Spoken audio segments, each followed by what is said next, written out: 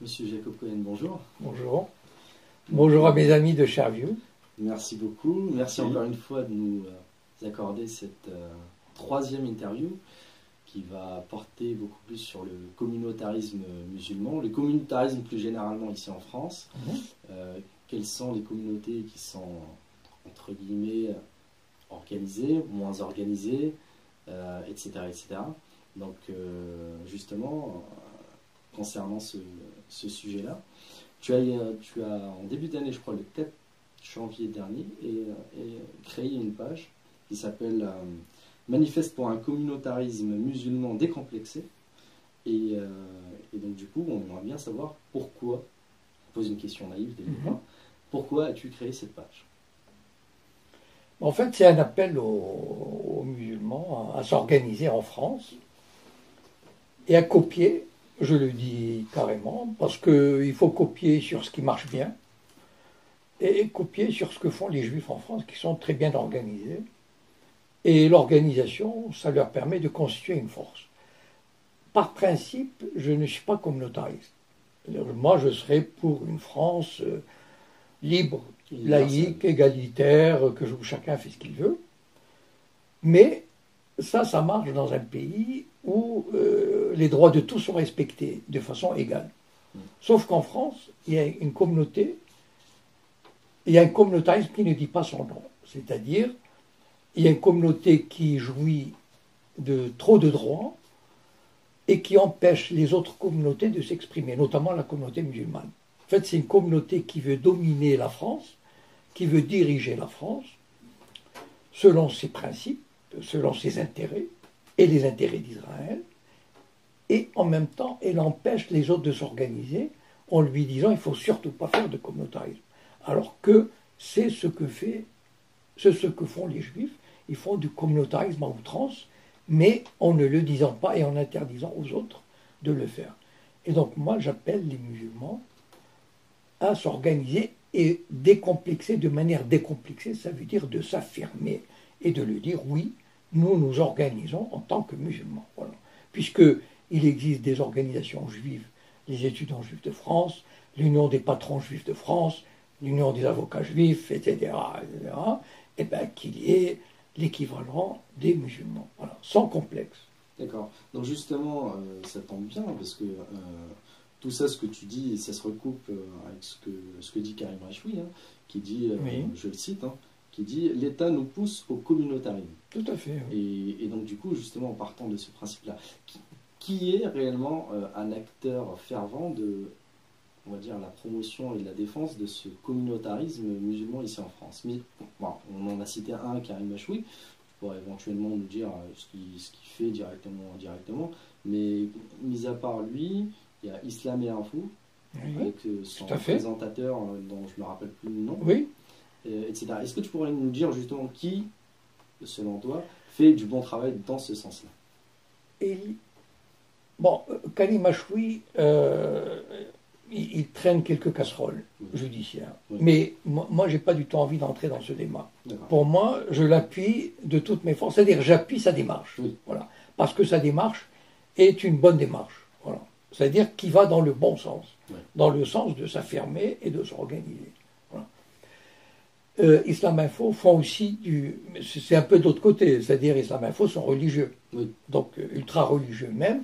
Mais ils font je les ai côtoyés, j'ai fait une vidéo avec eux il y a 2-3 ans. Oui, d'ailleurs, tu pourras nous dire de quoi ça a traité. Et je trouve que, à l'époque, j'avais utilisé le terme de communautarisme de résistance. Oui. Donc déjà, à l'époque, il y a 2-3 ans, j'avais utilisé le terme de communautarisme de résistance pour dire aux musulmans, à l'époque déjà, je militais pour ce communautarisme-là. Depuis combien de temps tu milites pour ça, tu dis?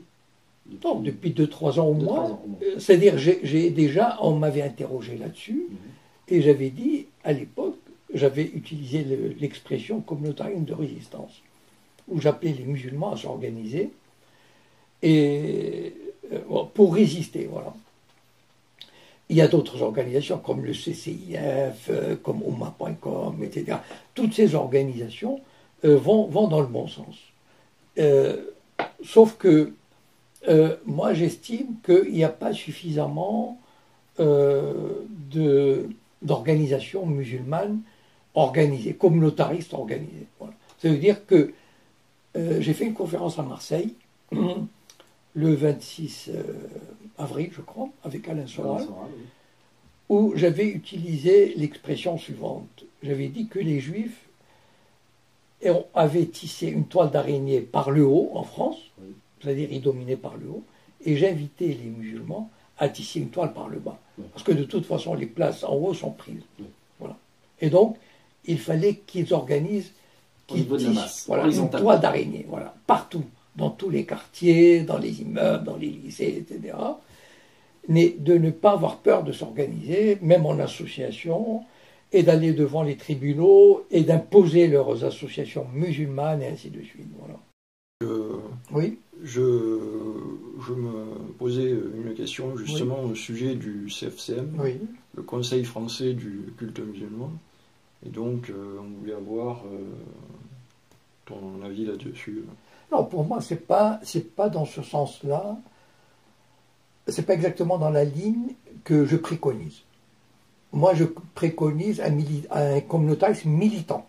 Voilà. C'est-à-dire même qui irait contre les désiderata du pouvoir et contre la soumission au pouvoir et au CRIF. Voilà. C'est-à-dire qu'en fait, il faut créer des organisations qui dénoncent la mainmise du CRIF, qui dénoncent la sionisation de la France et qui défendent les intérêts réels des musulmans. Je veux dire leur place, qu'ils relèvent la tête. Voilà. Je trouve que le CFCM, pour moi, en grande partie en tout cas, il est soumis au pouvoir, à Sarkozy, et il fait la courte échelle au CRIF, il participe au dîner du CRIF, etc., sans condition, voilà. Donc il accepte les règles du jeu établies par le CRIF et le pouvoir. Et ça, pour moi, c'est un pas, mais c'est pas suffisant. C'est d'ailleurs Nicolas Sarkozy qui avait créé le CFCM. On crée des organisations comme ça pour empêcher les musulmans, justement, de créer des organisations plus radicales et plus revendicatives. Et donc, du coup, c'est beaucoup plus légitime aux musulmans de France de dénoncer ces pseudo-associations ou groupes qui défendent, on va dire, la communauté, parce que, in fine, ils ne défendent pas les intérêts des musulmans, ils défendent la vision de l'islam de France telle que la voit la classe politique. Exactement. Donc, du coup, ça, c'est aussi un autre combat que les musulmans devraient mener. Bien sûr. Par exemple, je prends le CRIF, il dit toujours aux musulmans, il ne faut pas importer le conflit du Proche-Orient en France. Oui. Mais que fait le CRIF? Il ne fait que ça. Que l'importer. Oui, on est bien Par contre, il dit aux musulmans, il ne faut pas importer. Oui.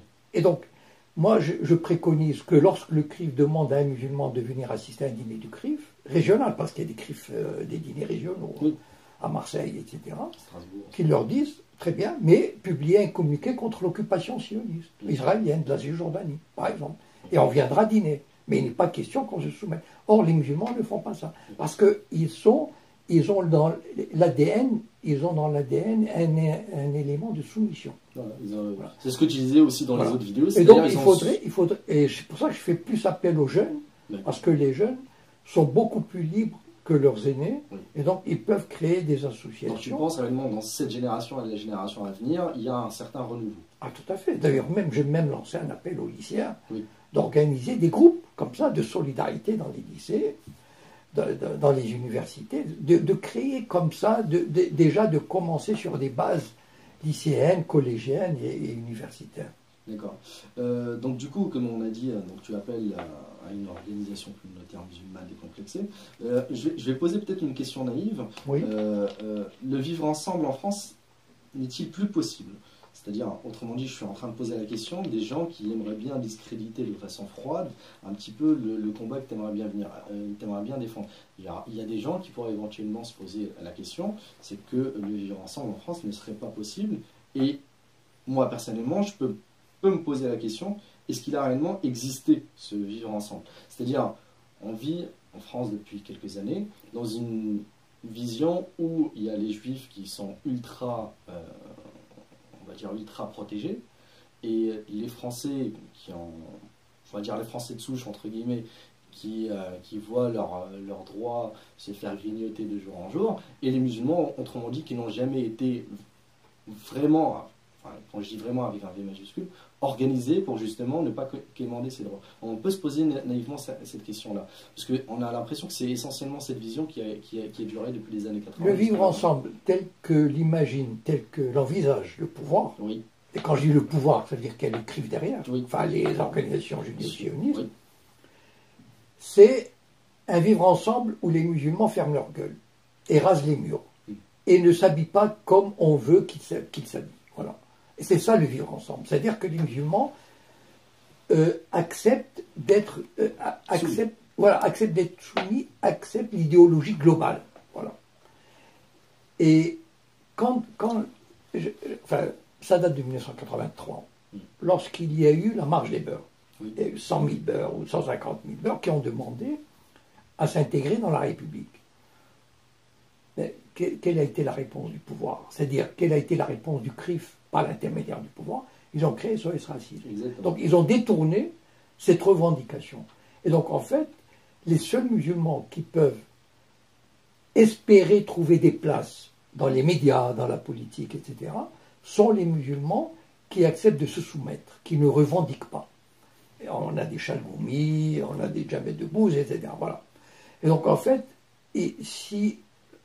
moi j'appelle, si les musulmans commencent par la base à s'organiser, il faudrait qu'ils s'organisent contre ce système. Voilà. Il faut qu'ils aient le courage de dire, moi je me bats contre ce système. Je veux un vivre ensemble où tout le monde aura les mêmes droits. Ben justement, on peut aussi se poser la question, les répressions médiatiques et politiques à l'encontre des musulmans n'est que croissante. Hein. On a bien vu que pendant ces 10-15 dernières années, on n'a fait que bafouer les droits des musulmans, les pointer du doigt, les stigmatiser, voter même des lois pour diminuer les droits des musulmans. Justement, donc du coup, toi, pendant cette période de transition où les musulmans éventuellement s'organiseraient pour demander et affirmer leurs droits, est-ce que tu penses que le pouvoir va essayer de tacler ça de façon brutale et plus brutale que ça ne l'est maintenant, ou non? Le pouvoir essaiera toujours. Pourquoi? Parce que le pouvoir, il est dirigé, c'est le CRIF qui donne les instructions au pouvoir. Quand je dis le CRIF, ça veut dire toute la communauté juive organisée. Ouais. Et il ne faut pas oublier que dans cette communauté juive organisée, il y a 4 000 à 5 000 sayanim. Oui. Donc des juifs sionistes qui sont drivés par le Mossad, qui reçoivent des instructions directement du Mossad. Et donc, il faut savoir une chose. Pourquoi les musulmans sont maintenus dans cet état en France? Il y a une arrière-pensée. Oui. C'est pas par racisme. Non. C'est parce que les Juifs et Israël savent une chose. Si les musulmans occupaient leur vraie place en France, c'est-à-dire dans les médias, dans la politique, dans l'économie, la terreur au sein de la communauté. Mais ça serait la... Non, c'est-à-dire que la France va se détourner de la ligne pro-israélienne, va se détourner de la soumission au CRIF, va se rapprocher du monde arabe, va se détourner de l'Amérique. Et donc, mais c'est la raison fondamentale qu'on ne dit pas, bien sûr. Mais on invente d'autres raisons. On invente l'islamisme, on invente l'intégrisme, on invente les violations de la laïcité. Mais la laïcité, mais elle est faite au service du CRIF, au service des Juifs.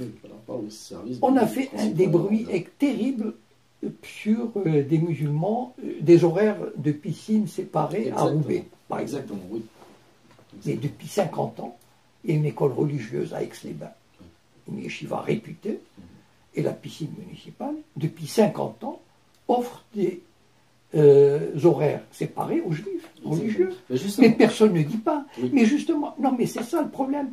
Il y a 2 ans, par exemple, à Créteil, ou à une faculté de droit de banlieue, il y avait un examen de fac de droit qui a échappé à la vigilance des juifs et qui est tombé un jour de fête. On a repoussé le jour d'examen. Exactement, justement. Voilà. Donc, cette laïcité, on la sort uniquement pour brimer les musulmans. Voilà.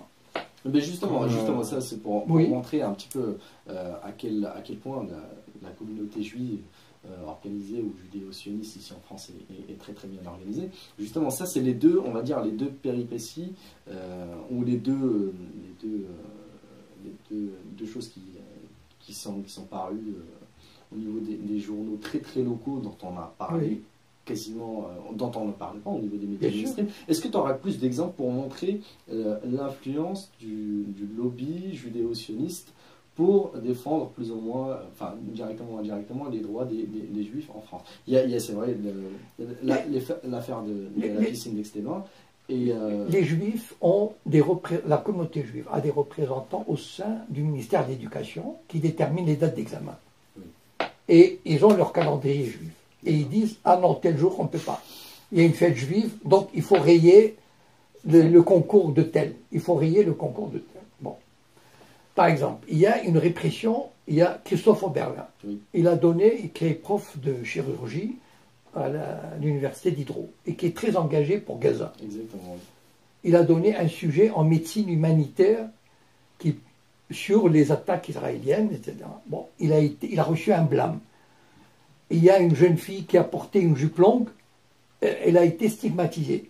Bon, mais tout ça, ça fait partie, c'est tout un environnement pour stigmatiser les musulmans, pour qu'ils ne relèvent pas la tête. Il y a un employé d'Air France, à Nice, au service des bagages. Il est rentré un matin et il a dit salam alaikum. Il a été mis à pied. Ça Mais va. s'il avait dit shalom ou hi, how are you? Ça aurait Mais été ça, c'est pour montrer aux musulmans, tu fermes ta gueule. C'est ça que ça signifie. Ouais. C'est-à-dire que nous sommes dans un pays dominé par les juifs, par les judéo-sionistes. C'est comme, Et si toi, tu as envie de dire seulement, ben, tu vas dans ton bled. Non. Ici, tu es en France et tu te soumets, tu rases les murs et tu portes les vêtements qu'on te dit de porter. c'est comme l'affaire des lycéennes, ou je sais plus, qui portaient des jupes Oui, longues c'est ce que j'ai et dit. Oui. qui ont été comment dire, Réprimé à cause de Oui. ça, et on voit de plus en plus justement que Et la laïcité, ça ira de devient un plus en- prétexte pour, Oui, bien sûr. Bien pour sûr. blâmer, on va dire, Oui. les musulmans, et alors que normalement la laïcité, d'après la définition, devrait garantir la liberté de culte. Ouais, Et tout- moi, tout- j'ai dit à Marseille, cette guerre intercommunautaire, les musulmans ne l'ont pas voulu. Elle nous est imposée par la communauté juive. On est Voilà. d'accord. Et donc, ou alors, vous serez vaincus, écrasés, ou vous relevez la tête. Voilà. Mais cette guerre, elle vous est déclarée. Justement, pour faire le parallèle Oui. aussi avec ce que tu disais, hein, notamment les musulmans qui se font blâmer de plus en plus, tu as créé ta page le 4 janvier et les attentats de Charlie Hebdo ont eu quelques jours après. Oui. Et une des premières publications que tu as mis en avant, c'est justement l'affaire je crois il y a 2 ou 3 jeunes qui ont soutenu, on va dire, l'action des frères Kouachi et qui se sont fait blâmer par l'État. Je crois qu'ils ont purgé 4 ans de prison ferme, je pense. Et tu avais mis ça au niveau de ta page. Donc ça montre bien aussi le fait que c'est vrai qu'on condamne un petit peu l'action de Charlie Hebdo et l'attentat, mais ça justement, tu avais mis comme statut le fait que si jamais on aidait, on va dire,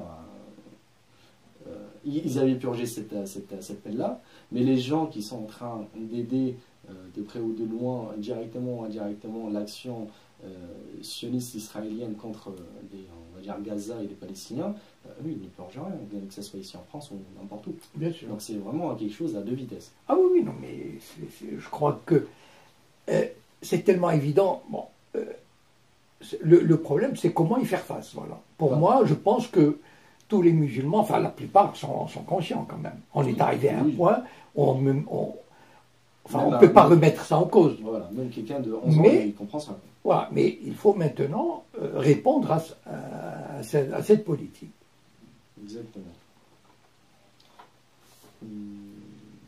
Justement, Edoui Plenel a écrit un livre, pas très très longtemps, qui s'appelle Pour les musulmans. Oui. Et je ne l'ai pas lu, moi, personnellement. Moi non plus. Donc, mais est-ce que tu penses que, juste les dires d'Edoui Plenel, est-ce qu'il va dans le même sens que toi? C'est-à-dire, est-ce qu'il défend la communauté arabo-musulmane ici en France ou bien les Français d'origine étrangère et musulmans ici en France, est-ce qu'ils les défendent de la même Il y a un façon? élément qui leur manque, Oui. à Edwy Plenel, à Emmanuel Todd, Oui. à tous ces penseurs qui...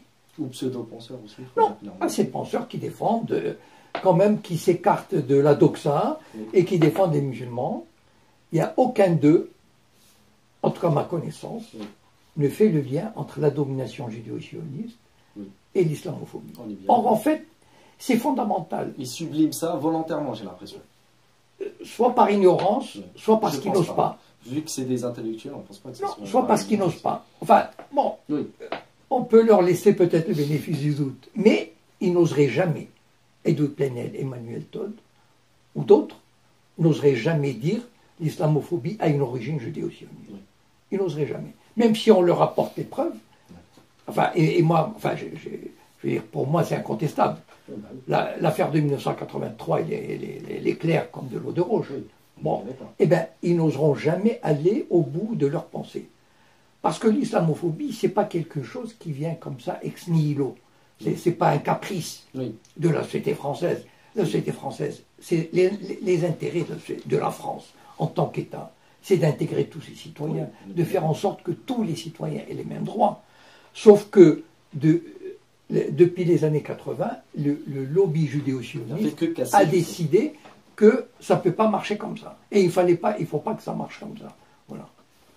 Je dirais aussi que je te fais part aussi Oui. de certaines pensées d'autres gens, hein, Oui, bien sûr. d'autres personnes qui ont lu justement ce que tu as mis au niveau de cette page-là.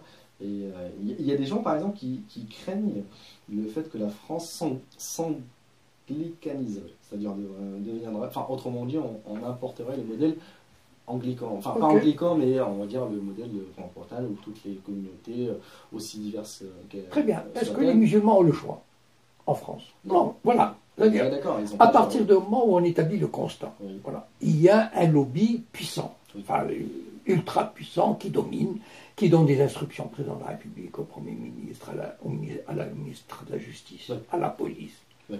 aux médias, au cinéma, même pour projeter un film. Oui. Le film d'Ilan Halimi, sur Ilan Halimi, qui était un four, enfin un échec total au cinéma, eh ben, le président de la République a donné instruction à France 2 de le projeter. Donc, quand on a affaire à un système pareil, alors les musulmans ont le choix. Ils savent maintenant, il faut qu'ils soient conscients. Il ne leur reste, s'ils veulent vraiment relever la tête et vivre dans un pays égalitaire, ils n'ont le choix que de s'enfoncer dans un communautarisme musulman pour contrebalancer l'autre. On n'a pas le choix. Et on va pas se battre, on ne peut pas se battre pour l'égalité de droit lorsqu'on a un seigneur et maître qui domine. Il faut créer des contre-feux. Il faut créer des forces communautaristes qui puissent s'opposer au communautarisme dirigeant. Voilà, c'est ça. Il faut comprendre ça. Ouais. Et ici, on ne peut pas passer à côté. On ne va pas...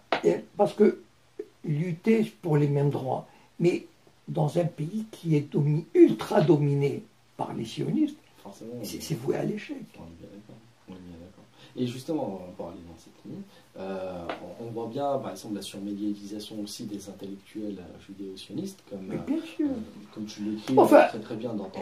Récemment, j'ai posté un truc sur Facebook. Il y avait un débat sur l'islam sur BFM. Oui. 4 juifs. Ouais, voilà. Enfin, Il n'y avait pas de. mais ça, enfin, pas un c'est seul. ahurissant quand même. Non, non, mais est-ce Comme s'il n'y avait pas, des intellectuels, mais des milliers d'intellectuels Non, non, musulmans. ce qui est encore plus ahurissant, c'est ce que tu mets en avant dans ton article, c'est que c'est vrai, il y a cette surmédiatisation, par exemple, des intellectuels juifs, hein, donc, comme tu les nommes, hein, pour ne pas les nommer, tu as les Zemmour, les Finkielkraut, les Askolovitch, les Lévy, les Adler et Oui. compagnie. Mais ce qui est pire, c'est qu'ils ramènent leurs sbires pseudo-musulmans pour défendre, Bah, enfin, évidemment. pour parler. Oui, Pour valider. on est bien d'accord, Évidemment. justement. Donc les gens, il Comme faudra la absolument Michel qu'ils Goumi, comprennent. pour ne Ouais, pas le nommer, par oui, exemple. voilà. Donc vous avez, du Chalkoumi, l'autre, le pseudo Chalkoumi, enfin celui qui lui ressemble, je me rappelle plus de son nom, Sifawi aussi, Oui. etc. Donc, voilà, donc du coup, on est bien d'accord. Il y a des milliers, voire même des dizaines de milliers d'intellectuels, et qu'il faudrait qu'ils prennent un petit peu le micro et qui parle. Il y a l'autre, l'universitaire, dont je ne me rappelle plus de son nom, dont on a parlé l'autre fois et qui s'est plié par rapport au lobby judéo-sioniste. Je ne me rappelle plus de son nom. Souhail Chicha. Oui. Oui. Et donc, du coup, lui, c'est un intellectuel. Faut lui reconnaître les choses. Ah, tout à fait, c'est un universitaire. C'est un universitaire. Il est en Belgique. Hein. Oui, c'est vrai qu'il est en Belgique. L'Université libre de Bruxelles. Oui. L'ULB, exactement. Mais justement, pour le nommer. Il a aussi, été très critique. D'ailleurs, je l'ai rencontré personnellement il y a 3 ans à Bruxelles. Mais justement, ces gens-là, je vais parler de lui, cette personne-là, Souhail Chicha, c'est un excellent, c'est un formidable type au niveau de ses idées, Oui. mais on voit bien la puissance de ce lobby-là qu'il a mis à jour, parce que je ne sais pas qu'est-ce qu'il a dit Il a exactement. été éjecté de l'université pour antisémitisme. Voilà, alors que normalement, il n'a rien dit. Alors qu'il est seulement antisioniste. Donc on avait aussi le cas de Souhail Chicha qui a été éjecté de l'ULB, l'Université libre de Bruxelles, pour cause d'antisémitisme, alors que normalement lui il n'est qu'antisionisme virulent. Ben justement, c'est quoi l'antisionisme? Non, lui il était antisioniste, virulent, c'est-à-dire il menait des campagnes, etc. Et je ne sais pas ce qu'ils lui ont trouvé, ils lui ont trouvé un truc pour antisémitisme, et ils sont arrivés à le foutre dehors. Ça me fait rappeler un peu le discours, le débat télé, hein, enfin pas débat télé, mais le discours à la télé, entre le président de la LCR, comment il s'appelle, je crois. Besancenot. Alors, entre Besancenot et Roger Kukiraman, où Kukiraman dit à Besancenot, voilà, vous êtes antisémite parce que lors des manifestations, on a entendu des phrases complètement antisémites, etc., etc. Donc, du coup, voilà, on voit bien que, voilà, le coup, qui s'abat, c'est une arme extraordinaire. Bien sûr, l'arme de l'antisémitisme. Justement, pour parler aussi de cette force, de la force du lobby judéo-sioniste, il y a aussi, comme tu disais, Yannick, Sylvie Gouachavan. Oui, on va dire la sénatrice Sylvie Gouachavan, donc qui avait fait une proposition de loi pour faire étiqueter la viande battue rituellement, et qui avait reçu beaucoup de menaces de mort pour ça, dont 0 menace venant de musulmans. Mais les musulmans, ils ont de la chance. Bah oui. Parce que, ils ont de la chance. S'ils arrivent à manger halal en Europe et à faire la circoncision, c'est grâce aux juifs. Oh, bien sûr. Si les juifs ne faisaient pas la circoncision, on aurait déclaré la circoncision acte barbare. Exactement. Ah oui, non, mais c'est sûr. Hein. D'ailleurs, en Allemagne, au Danemark, etc., il y a eu des voix pour faire interdire la circoncision, qui est un acte brutal sur un bébé de 8 jours. Enfin, non, mais c'est vrai quand on y pense. Mais contre la communauté musulmane ou contre la communauté juive? Contre la communauté parce que la communauté juive le faisait à 8 jours. À 8 jours, oui, c'est vrai. Et c'est pas dans les hôpitaux. Oui. Et là, enfin, il y a eu, les lobbies se sont levés, et donc, même la viande cachère, si les juifs n'y tenaient pas, c'est quasiment une condition d'existence des communautés juives en Europe. Et donc, si les musulmans peuvent manger halal et faire la circoncision, c'est grâce aux juifs. Il faudrait qu'ils le remercient. Merci aux juifs, alors. Merci Kuckerman. Merci Kuckerman, exactement. Donc, en fait, j'aimerais bien aussi poser une question quant à 2 intellectuels très engagés, que sont Ronnie Broman et Pascal Boniface. Oui. Que penses-tu réellement de leur position? C'est un petit peu le même délire, c'est-à-dire eux aussi, comme Edwin Knell et toute la clique, ils ne disent pas réellement que l'anti... Non, eux, ils sont contre la politique d'Israël. Oui. Bon. Et moi, j'apprécie beaucoup leur combat. Ouais. Même si je ne partage pas tout leur... Moi, je suis d'avis, toujours, je me dis que lorsque quelqu'un s'oppose à la politique sioniste, de manière vraiment réelle, pas comme Henri Lévy. Henri Lévy, il s'oppose à l'occupation, comme si... Voilà. Mais en fait, c'est juste pour attirer les voix qu'on appelle de gauche, de Canal+. Oui. Mais Broman et Boniface font de réelles critiques de l'État sioniste. Violent, très violent. Oui, et donc pour ça, moi j'apprécie leur combat, leur engagement. Et même si je ne partage pas leur point de vue, je me dis que toute critique qui délégitime un peu plus Israël est le bienvenu. Et donc je ne m'amuserai pas à critiquer tel ou tel, du moment, même Stéphane Hessel par exemple. Il y a des gens qui critiquaient Stéphane Hessel. Mais moi, je dis que Stéphane Hessel a fait pour la Palestine, il a fait ce que moi, Broman et d'autres réunis n'auraient pas fait. L'impact qu'il a eu, et il a été extraordinaire. D'ailleurs, il a été il a été traîné dans la boue par les Juifs. Et c'est là où on voit d'ailleurs... Même après sa mort. Même après sa mort, tu as raison. Et c'est là où on voit vraiment l'impact. Broman, par exemple, Boniface, il vient d'écrire un livre. Oui. Il y a une quinzaine d'éditeurs qui n'ont pas voulu de son livre, alors que c'est quelqu'un quand même de connu, reconnu, qui est président d'Iris aussi. Eh bien, il a dit qu'une quinzaine d'éditeurs n'ont pas voulu de son livre parce qu'ils ont peur, etc. Donc c'est là où on voit vraiment l'impact que peuvent avoir tel personnage. C'est-à-dire la critique et la hargne qu'il soulève dans les milieux judéo-sionistes. Dans le même manifeste que tu as créé, tu appelles aussi à mener à bien des alternatives comme les associations musulmanes d'entraide judiciaire, des comités citoyens musulmans pour l'alphabétisation ou l'échange de services, des listes électorales communautaires, etc. Autrement dit, tu dis aux musulmans, faites comme ce que font les juifs, c'est-à-dire aussi avec leur union des patrons juifs, etc. Non, différemment. C'est-à-dire qu'en fait, il faut avoir cette image que j'ai développée à Marseille, que la toile d'araignée tissée par les juifs, elle vampirise le sommet de l'État. Je veux dire, pour eux, ils n'ont pas besoin d'avoir des centaines de milliers d'agents. Ils contrôlent les médias, ils contrôlent le gouvernement, ils contrôlent les institutions politiques, économiques, financières, les publicitaires, etc. Les musulmans, s'ils veulent arriver à quelque chose, ils n'ont aucune chance au niveau des médias, au niveau de la politique. Il faut qu'ils partent de la base. Et donc, de la base, il faut créer, pour reprendre l'expression de Mao Tse-tung qui disait que pour allumer le feu révolutionnaire, il faut allumer des dizaines de feux de broussailles, des dizaines de milliers de feux de broussailles. C'est-à-dire, il faut que les musulmans apprennent l'engagement, le fait de s'engager dans une petite action au niveau du quartier, au niveau de l'immeuble, au niveau de l'école, du lycée, ça donne envie de s'engager. Et ça donne, c'est une dynamique intellectuelle, culturelle, politique, parce que de l'engagement du quartier, de l'engagement lycéen, on peut aboutir à d'autres engagements. On peut créer des ponts vers d'autres associations. C'est pour ça que j'ai dit aux musulmans, aux jeunes surtout, parce que les jeunes, ils sont capables de se débarrasser de la mentalité harkie. Et donc, ils sont capables, eux, de défier le pouvoir. Et il faut qu'ils apprennent à s'organiser, quelle que soit l'organisation. C'est très important qu'ils prennent conscience de l'importance de s'organiser et de le faire concrètement. Justement, concernant l'entretien que tu as eu avec le fondateur d'Islam Info, oui. Peux-tu nous dire un petit peu sur la thématique, on la connaît, c'est un petit peu la promotion des musulmans ici en France, mais ça a parlé de quoi exactement, plus généralement? Je ne me souviens pas vraiment du détail, mais je crois qu'il voulait...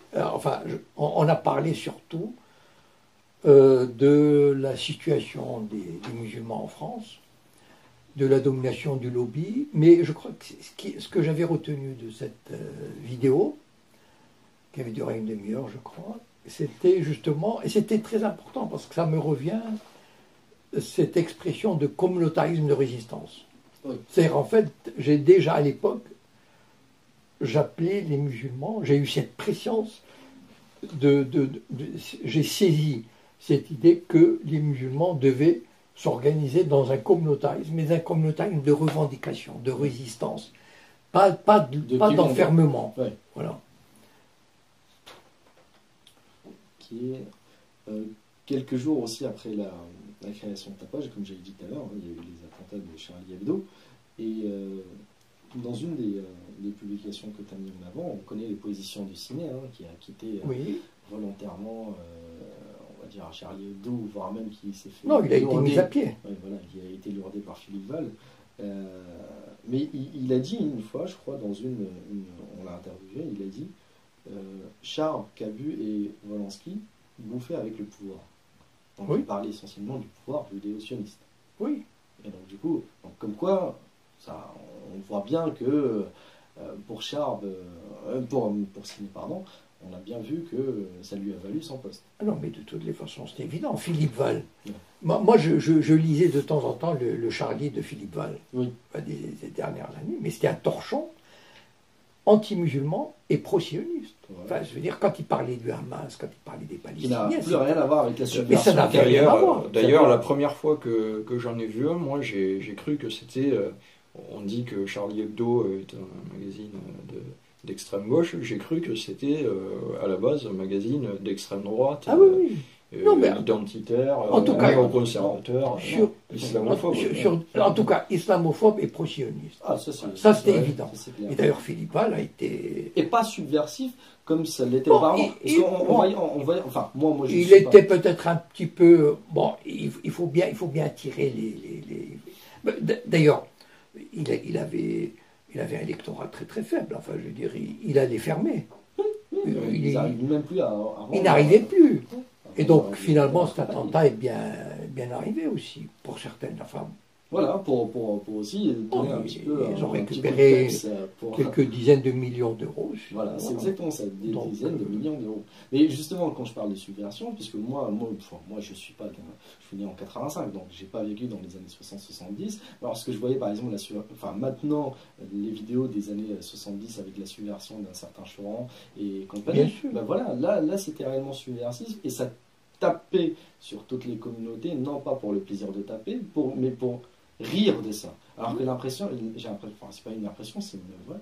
Là maintenant, on a envie de taper directement sur une communauté bien précise pour, comme tu dis, pour la mettre à pied, etc. Voilà, il faut cette communauté, il faut la brimer. Voilà, il faut qu'elle baisse la tête. Et justement, c'est ça. Et moi, d'ailleurs, quand on voit aussi la couverture qu'ils avaient fait avec un musulman qui était criblé de balles avec écrit le Coran c'est de la merde, ça n'arrête pas les balles. Je veux dire, ça a été parodié aussi. Si cette chose-là avait été faite en remplaçant le Coran par le Talmud ou par la Bible, par un franchement, voilà, là il y a quand même un peu incitation à l'haine, mais pour certaines communautés ça passe et pour d'autres non. Incitation à la haine. Et il faut aussi, moi je dis, il faut absolument éliminer tous les trolls. Lorsqu'on voit par exemple Nadine Morano qui dit un bon musulman ça mange du porc, voilà, je me pose la question, qu'est-ce qu'elle fait dans le cercle? Mais est-ce que... D'ailleurs, j'avais mis un truc, je ne sais pas si c'était Nadine Morano, je crois, qui avait dit il faut que les musulmans mangent du porc, quelque chose comme ça. J'avais dit, est-ce qu'elle oserait remplacer les musulmans par juifs? Mais jamais. Enfin, imaginez que quelqu'un dise, pour être de bons Français, il faut que les juifs mangent du porc. Enfin, mais elle se fait... elle se fait incendier. Elle se fait massacrer. D'ailleurs, voilà, ça leur paraît... Regardez par exemple un Philippe Tesson qui peut déclarer sont les musulmans qui amènent la merde en France. Oui. Mais remplacer musulmans par juifs, et vous allez voir ce que ça aurait donné. C'est exactement ça. C'est exactement ça. Pour parler aussi, on va dire, des musulmans qui adulent, oui. On va dire l'État israélien et la politique sioniste, et aussi un certain Boualem Sansal, et qui, comme tu le dis, c'est l'arabe tel que les aiment les sionistes. Voilà. C'est-à-dire le soumis avec un S majuscule. Mais c'est plus que Chalgoumi. Je pense, oui. Ah oui, non, mais c'est terrible parce qu'en plus, c'est un écrivain de talent. Oui. Il faut le reconnaître. Et je ne sais pas par quel tour de passe-passe, enfin, ils l'ont amené à partir à Jérusalem pour discuter de la paix. Mais comment un arabe, c'est ça qui est terrible, comment un arabe musulman, algérien, avec son histoire de son pays, etc., peut accepter d'aller à Jérusalem occupé par les sionistes? Jérusalem est occupée, elle est judaïsée. On a chassé des dizaines de milliers d'Arabes de Palestiniens pour judaïser la partie orientale. Comment il peut aller s'asseoir avec des sionistes et parler de paix? Et depuis, il s'enfonce dans la collaboration avec les sionistes. Oui. Et d'ailleurs, il est adulé par les sionistes. Enfin, je veux dire, On ouvre une page du CRIF, on a n'importe quoi. Voilà, ça, mais tous les gens réellement qui se mettent à genoux devant la politique sioniste, mais ils sont adulés aussi par les sionistes. Moi, de temps en temps, j'aime bien aussi aller sur les pages et les sites communautaires juifs. Je veux dire, lorsque je vois dans les commentaires comment quasiment tous les membres et adhérents des sites et des pages adulent Chalgoumi, en disant que c'est l'imam par excellence, etc., etc. Voilà, je veux dire, il faut plus, il n'y a pas à faire un récit, je veux dire, c'est clair. Ils ont les médias, les judéo-sionistes, ils tiennent les médias, et donc ils peuvent imposer qui ils veulent. Voilà. Et c'est ça qui est dramatique. Et ils peuvent aussi sanctionner qui ils veulent. Parce que lorsqu'on voit l'affaire, par exemple, du PDG d'Orange, qui a été convoqué à Israël pour s'expliquer sur, entre guillemets, ses propos, et qui, je crois, 2 ou 3 jours après, enfin quelques jours après, présente ses excuses. Moi, lorsque j'ai vu, par exemple, son discours, qui n'était pas réellement si virulent que ça, parce qu'il ne faisait que dénoncer quelque chose qui devrait absolument être dénoncé. Je veux dire, il n'y avait rien d'acide et de caustique derrière, enfin, c'était ça. Mais, je veux dire, je me suis dit, quel panache. Mais quand j'ai vu, quelques jours après, comment il s'est mis à genoux, après être conduit à Israël, là, on comprend encore plus le pouvoir du lobby. Écoutez, quand vous avez... Je ne citerai que 2 publicitaires. Or, vous savez que la publicité, dans un pays comme la France ou aux États-Unis, etc., la publicité est le nerf de la guerre. Bah oui. C'est même le 4e pouvoir. Aucun média ne peut vivre, aucune entreprise ne peut vivre sans l'appui des publicitaires. Or, les 2 plus grands publicitaires en France, qui tiennent quasiment 60 à 70% du marché publicitaire, sont 2 juifs sionistes. Maurice Lévy de Publicis et Bertrand Fuchs de Havas. Celui qui a lancé DSK et qui a lancé Manuel Valls. Donc, je comprends. Le PDG d'Orange, quand s'il a un coup de fil de Maurice Lévy, il va se plier par rapport à aller lutter contre un type pareil, qui tient quasiment... Voilà, il tient le marché publicitaire. On est bien d'accord. Mais justement, si jamais aussi on a fait cette vidéo-là, qui peut paraître naïve, des questions naïves, des réponses directes et franches, c'est aussi pour dire aux musulmans, je veux dire, le tableau est dressé depuis longtemps, on vous le redresse encore une 2e fois, je veux dire, il suffit de le voir pour voir la réalité. Moi, je m'adresse surtout aux jeunes. Oui. À partir dès l'âge de 15-16 ans, là où ils sont, prenez-vous en main, prenez des initiatives, même à 2, 3 personnes, 4 personnes, le reste viendra après. Oui. Juste organisez-vous. Voilà. Allez prendre un café ensemble et discuter politique. Invitez un prof. Organiser un thé à la menthe. C'est comme les réunions Tupperware dans les années 60 et 70. Organiser un thé à la menthe et parler du voile, comment faire par exemple pour peser sur une élection locale. Commencer à la base. Voilà. C'est exactement, c'est aussi facile que ça. En tout cas, Jacob Cohen, merci beaucoup. Je vous en prie. Et on vous dit à très très bientôt. Inch'Allah. Inch'Allah.